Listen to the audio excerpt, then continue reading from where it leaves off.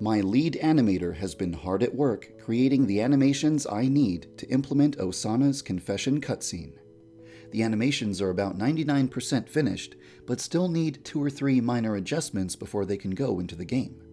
So I can't give you an update on Osana today, but I feel certain that her confession cutscene will be completed sometime over the next 2 weeks. Whenever I upload a video without demonstrating any progress on Osana, there are people who take this as a sign that I'm not making any progress at all with the game. That's simply not the case, and I'd like to take a minute to provide you with my perspective on the situation. Osana is just one item on a checklist of features that all need to get done.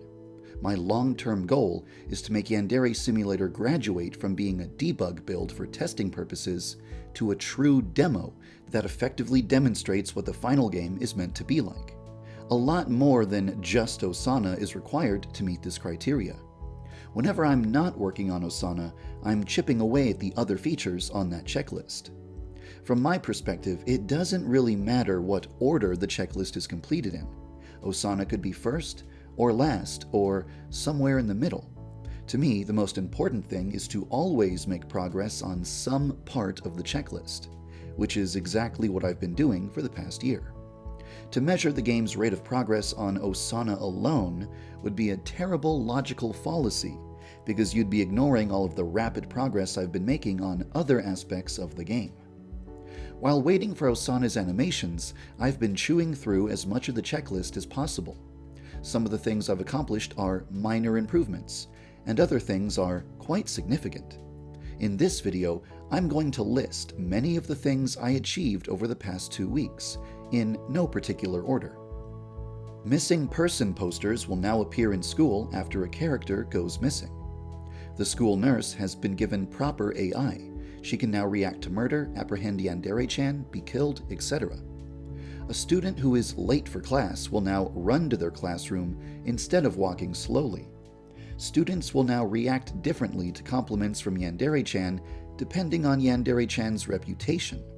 You can now command a mind-broken slave to kill any student of your choosing, instead of being restricted to only killing Kokona. The headmaster now has voiced reactions to some of the weird things I've seen YouTubers trying to do with him. What in blazes are you doing? The player can now get a game over for allowing their reputation to drop too low. If your reputation is -100 or less, Senpai will hear about you and become afraid of you. I've also made tons of minor, miscellaneous changes to things that have been bugging me for a long time. For example, when the game needs to dynamically generate a list of all murder victims, the game is now aware of how to automatically produce a sentence with proper grammar. Yandere-chan's accessories are now hidden when she's aiming her camera, so that they don't block your view. Replacement gym teachers can now have pale skin instead of always having tan skin. There are now sakura petals on the ground in places where sakura petals are falling. There are now sound effects when equipping weapons.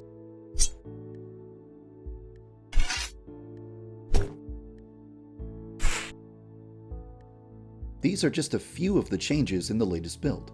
I've made a bunch of other additions too. You can visit my development blog if you want to read about everything else that I accomplished over the past 2 weeks. I know that some of these things simply aren't going to excite you or interest you, and that you probably wish I had something more thrilling and glamorous to show off today. But I had to take care of this stuff sooner or later, and it just so happens that it got done over the past 2 weeks. On a more positive note, a lot of these tasks have been on my to-do list for over a year, and it felt great to spend a couple of weeks accomplishing as many checklist items as possible. It's been one of the most productive 2 weeks in the history of the project. There are still a lot of other things I also need to get done before Yandere Sim can graduate from being a debug sandbox to being a true demo. So please don't believe that Osana is the one and only thing that requires my attention. Before we move on, there's something I'd like to explain really quickly. Usually, when I'm developing a game prototype, I start out with a plain white environment. There are no textures and everything is a primitive shape, like a cube or a cylinder. During this phase, the most important thing is nailing down the camera, the controls, the physics, and the overall feel of the game. But after a while, I get kinda bored of staring at a white capsule all day. At this point, I might go to the Unity asset store and look for some cheap model I can throw into the prototype just to make it more bearable to look at. This helps a lot, but eventually I get bored of the colorless environment and I want to throw some textures into it. At this point, I might grab something from Google Image Search and throw it into the scene. When I get tired of seeing an environment composed of primitive shapes, I might find some free 3D model from the internet and drop it into the prototype.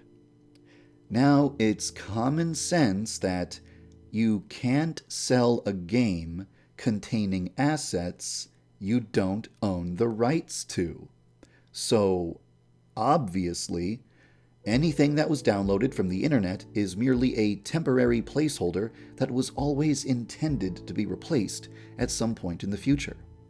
Some of Yandere Simulator's environments came from the internet. For a long time, replacing them was extremely low on my priority list.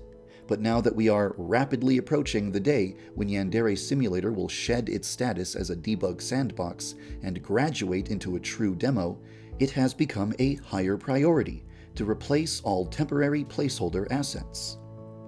You're probably wondering why I'm even bringing this up. It's because the next time you play Yandere Simulator, you might notice that a lot of environments look different now. This is because I'm finally doing a sweep through the whole game and replacing any models that were never intended to be part of the final product. I wanted to mention this in a video just so you're not super confused when you load the game and see all the changes. There are still a few placeholder assets lingering around in the game, but I'll be replacing them as quickly as I'm able to. Before I end the video, there's one last topic I'd like to discuss. It's about the Yandere Sim merchandise that became available last month. I want to say thank you to everyone who purchased a shirt or any other product from the Crowdmade store. I appreciate your support. A lot of people contacted me to say that they missed out on the chance to buy the gold foil products and asked me if these products would ever become available again. I spoke with the guys at Crowdmade and we've agreed to bring back the gold foil shirts for 10 days. So if you missed the opportunity to get a gold foil shirt last time, now's your chance. Now that I've covered every topic that I wanted to discuss, I'm ready to end the video. Even though I wasn't able to show you any progress on Osana in this video, I hope that I made up for it by providing some information about my other priorities. After Osana's confession cutscene is done, I'll elaborate further about what it'll take to get Yandere Sim from a debug state to a demo state. Thank you for following the development of Yandere Simulator.